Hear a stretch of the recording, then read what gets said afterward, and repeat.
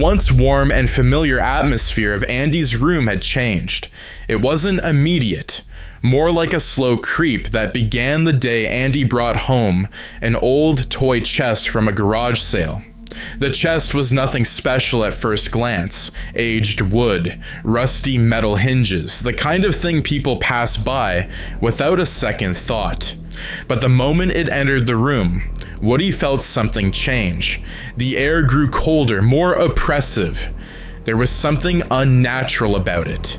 The toys went about their routines as usual, but Woody couldn't shake the feeling that something was watching them. He couldn't pinpoint it, but he knew something was wrong. The first night after the chest appeared, Buzz Lightyear stood eerily still by the window, staring into the night. His eyes, normally bright with adventure and determination, were dark, hollow. He hadn't moved an inch since Andy had fallen asleep. "Buzz," Woody whispered, climbing down from the bed to check on his friend. "You all right, partner?" No response. Buzz's helmet remained open, and his face was frozen in a blank expression. It was as if he wasn't there. Woody cautiously waved his hand in front of Buzz's face.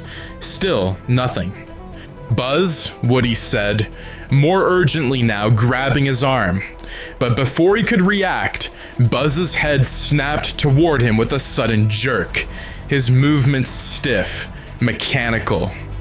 "I am not yours to command," Buzz said, his voice low and distorted, like static buzzing through a broken radio. His normally heroic tone was gone, replaced by something cold and alien. Woody stepped back, startled. What did you say?" Buzz's eyes flickered, and for a moment, they seemed to glow with an unnatural green light. His mouth twitched into a strange, unsettling smile. "We are here. We have always been here." Woody's heart pounded in his chest. This wasn't Buzz. Something else was controlling him. Something from the chest. Behind them, the old wooden toy chest creaked open, though no one had touched it.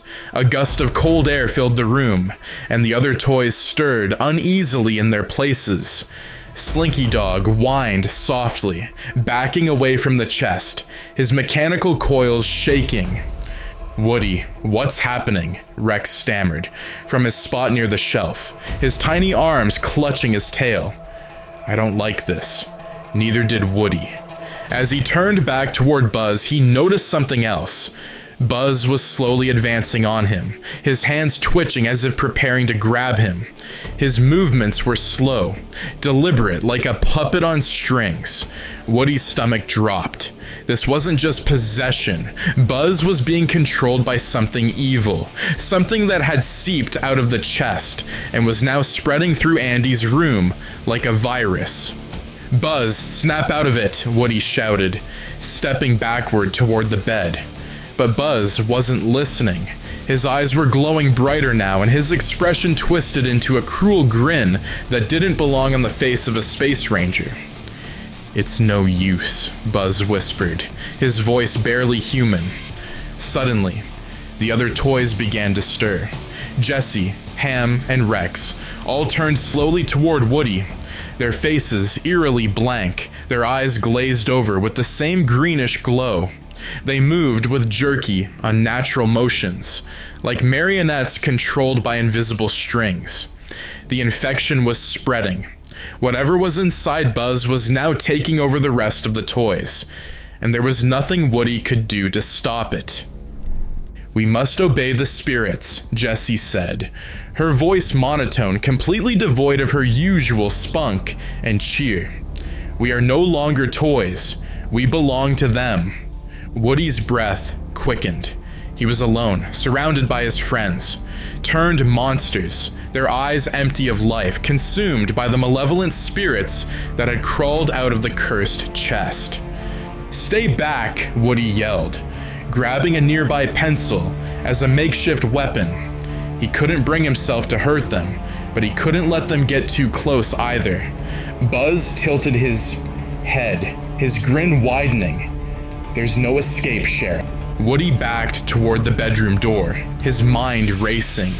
He had to find a way to snap them out of it. These were his friends, and no way was he giving up on them.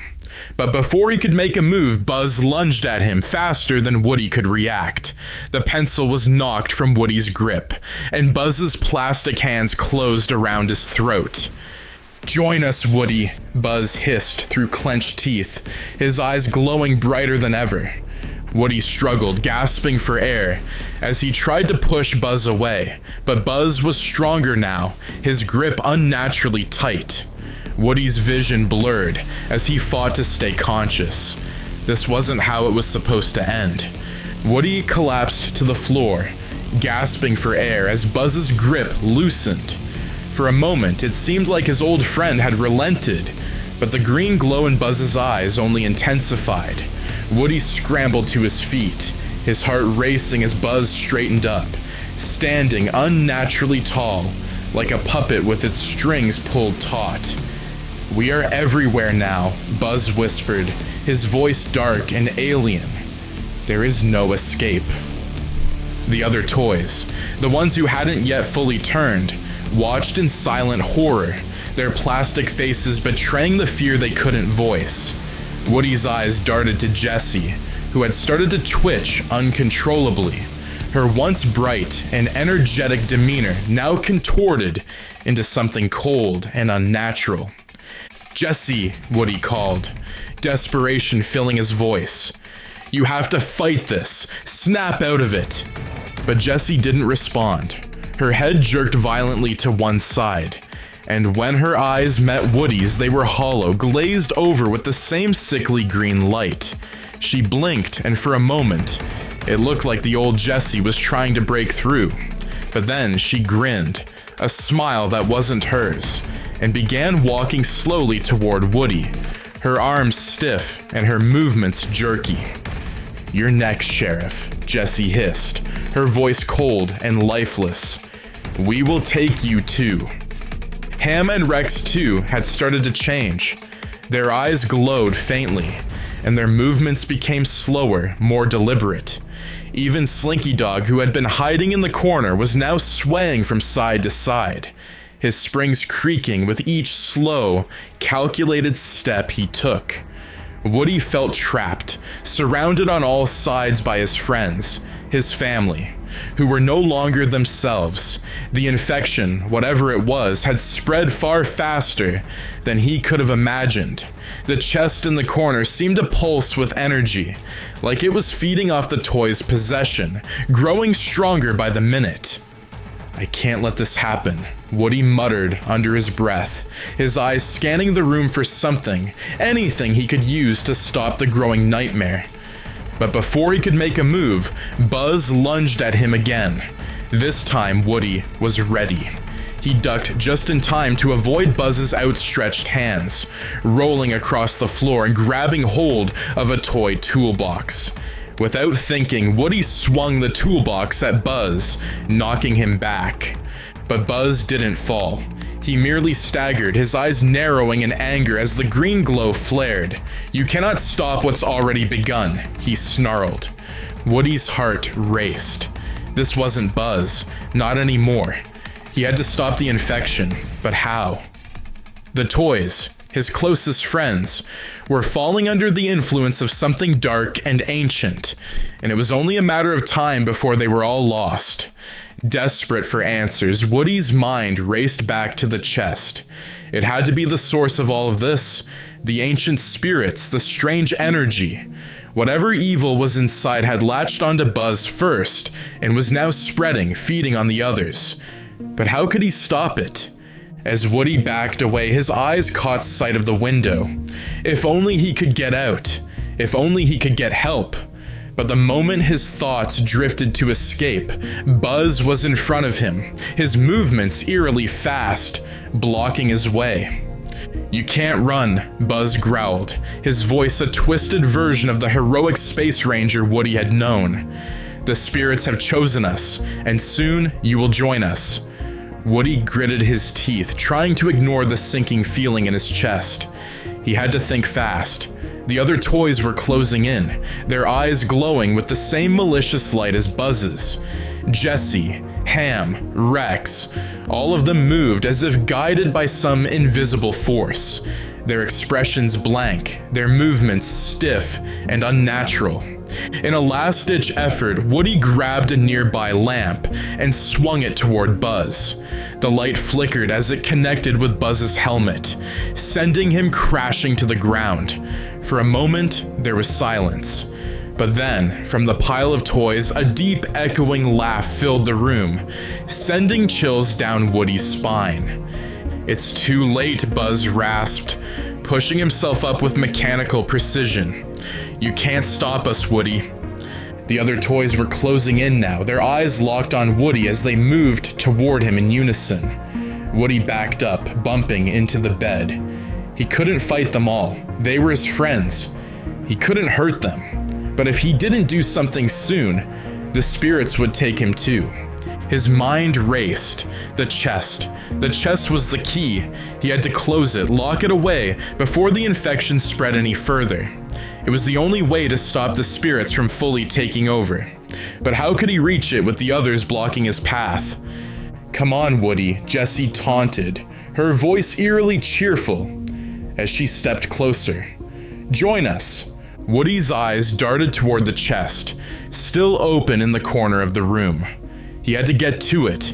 He had to end this before it was too late. Summoning every ounce of courage he had left, Woody lunged forward, dodging Buzz's grasp and sprinting toward the chest.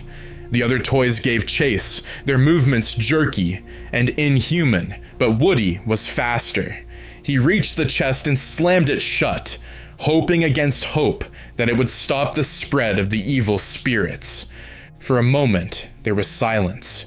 The air in the room seemed to still, and Woody's heart pounded in his chest as he waited for something, anything to happen. But then, from behind him, Buzz's voice cut through the silence like a knife. "You think that's enough to stop us?" he snarled, his voice full of malice. Woody spun around only to see Buzz towering over him, his eyes glowing brighter than ever. The chest had done nothing to stop the possession. The infection was too far gone. Woody was out of time, out of options. Buzz raised his arm, preparing to strike. "It's over, Sheriff." Woody braced himself, but in that moment, something flickered in Buzz's eyes. Just for a second, the glow dimmed. It was faint, but Woody saw it. A glimmer of the old Buzz, the friend he knew, trying to break through. "Buzz, it's not you," Woody said, his voice shaking with emotion. "Fight it. You're stronger than this." But before Buzz could respond, the green glow surged back to full strength, and he lunged toward Woody with terrifying speed. Woody's back pressed against the wall as Buzz advanced on him, the green glow in his eyes radiating malevolence. His once steady hands trembled as he clutched Woody's throat, his plastic fingers tightening. The others, Jesse, Ham, Rex, and even Slinky, stood eerily still behind Buzz, their expressions blank, eyes glowing with the same haunting light. The spirits had taken full control. "You were never fit to lead," Buzz growled, his voice twisted and inhuman. "Your loyalty to Andy means nothing now. Join us, or be destroyed." Woody struggled, gasping for air as he tried to free himself from Buzz's grasp. His vision blurred, his strength fading. This wasn't just about survival anymore. This was about saving his friend, saving all of them from the dark force that had consumed them. "Buzz, please," Woody choked out, his voice hoarse. "This isn't you." Buzz's grip tightened. The glow in his eyes intensified, and for a terrifying moment, Woody feared that Buzz was gone for good, that the friend he had known and fought alongside was lost forever to the darkness. But then, just as Woody's vision began to fade, something flickered behind Buzz's eyes. The glow dimmed for a brief second, and Buzz's expression faltered, his face twisting in confusion. He blinked rapidly, as if trying to shake off the fog clouding his mind. "Woody," Buzz muttered, his voice shaky, unsure. For a split second, Woody saw it, the real Buzz fighting to break through the spirit's hold. Woody seized the moment, mustering every ounce of strength he had left. "Buzz, you have to fight it," Woody shouted, his voice trembling with desperation. "I know you're in there. Remember Andy. Remember why we're here." Buzz hesitated, his hands loosening around Woody's neck. His eyes flickered again, the green glow dimming as the real Buzz fought back. Woody gasped for breath, clutching Buzz's arms as he pleaded with him. "We're toys, Buzz," Woody cried. "We're here to be there for Andy. That's who we are. That's who you are." The other toys began to stir, their blank faces twitching as if they too were caught in the same internal struggle. Jessie's head jerked to the side, her expression flickering between the possessed and her real self. Rex let out a low, guttural growl, his eyes dimming as he tried to break free of the spirit's grip. Buzz's hands fell away from Woody, and he staggered backward, clutching his helmet. His face twisted in pain, the light in his eyes flickering between the ominous green glow and the familiar heroic blue.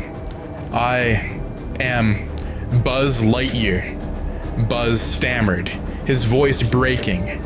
"I protect the galaxy from evil." Woody took a cautious step forward, his heart pounding. "Yes, Buzz, that's right. You protect the galaxy.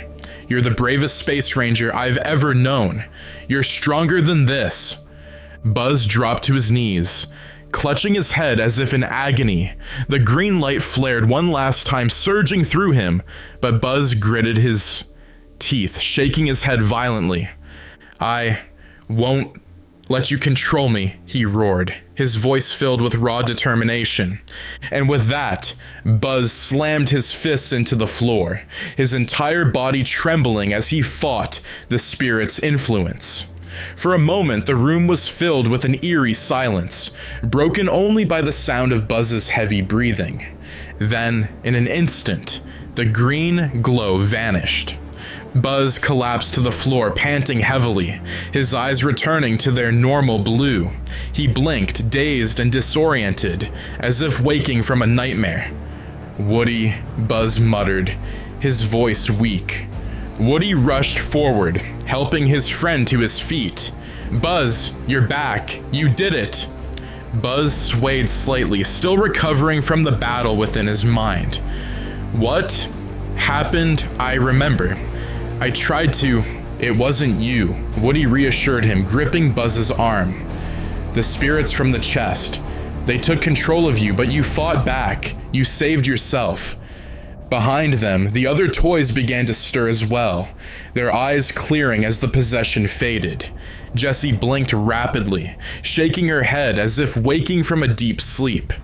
Ham snorted, looking around in confusion, while Rex whimpered softly, his body trembling. What happened?" Jessie asked, her voice trembling. "I feel like I've been in a dream, a bad dream." Woody sighed in relief, turning to face his friends. "It wasn't a dream. The chest, it brought something dark into this room. It tried to take all of you, but Buzz fought it. He stopped it from spreading any further." Buzz rubbed his head, still looking dazed. "I don't remember much, but I could feel it, Woody. It was like something was inside me, controlling me. I wanted to stop, but I couldn't." Woody placed a reassuring hand on Buzz's shoulder. "You did stop it. You broke free, Buzz. You saved us all." The toys gathered around, the weight of what had happened settling over them like a heavy fog. They had come dangerously close to losing themselves, to becoming something far darker than they had ever imagined. "We can't stay here," Woody said firmly, glancing back at the chest in the corner. "That thing, it's too powerful.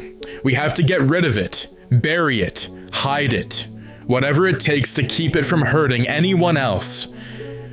The toys nodded in agreement, their expressions solemn. They had faced evil before. Sid, Lotso, even Stinky Pete. But this was different. This was something ancient, something beyond their control. With Buzz leading the way, they approached the chest, determined to put an end to the nightmare once and for all. As they prepared to close it and seal it away, the room felt lighter, the oppressive energy fading as the spirit's influence diminished. But before they shut the chest, Woody hesitated, his hand resting on the lid. The old doll, the one that had remained silent through the ordeal, sat at the bottom of the chest, its lifeless eyes staring up at him. For a moment, Woody felt a strange chill run down his spine. The doll didn't move, didn't speak, but something about it seemed aware. "Let's get rid of this thing," Buzz muttered, snapping Woody out of his thoughts.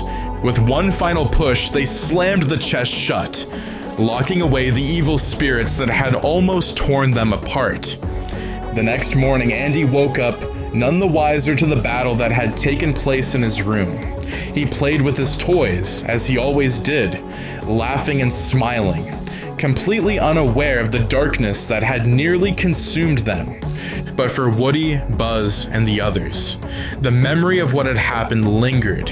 They had faced something far more terrifying than anything before, an evil that had almost destroyed them. As Andy ran off to school, Woody glanced at Buzz, a grateful smile on his face. "Thanks, Buzz. I don't know what I would have done if I'd lost you." Buzz gave him a weary smile in return. "You'd have figured something out, Sheriff. You always do." The toys gathered around, sharing a moment of quiet reflection. They were safe, for now. But in the back of their minds, they couldn't shake the feeling that the spirits from the chest weren't truly gone, that one day they might return. But if that day ever came, they would be ready.